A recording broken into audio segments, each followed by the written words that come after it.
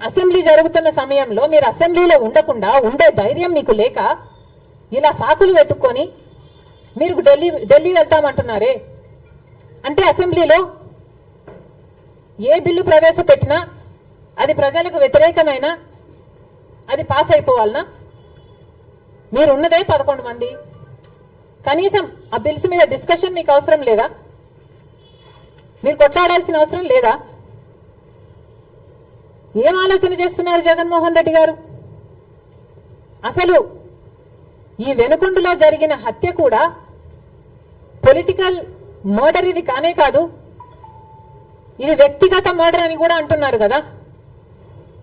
మేము ఏదో సాక్షి మీడియానో లేకపోతే టీడీపీ మీడియానో పట్టుకొని మాట్లాడడం లేదు. మా ఎంక్వైరీలు మేము చేసుకొని న్యూట్రల్ మీడియాతో లోకల్ గా మేము మాట్లాడిన తర్వాత మేము వచ్చిన కన్క్లూషన్ ఏమిటి అంటే ఇది వ్యక్తిగత మర్డర్.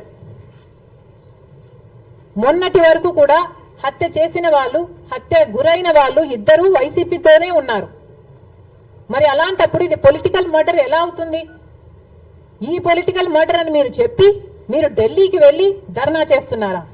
దేనికి? మీ ఉనికి కాపాడుకోవడం కోసం.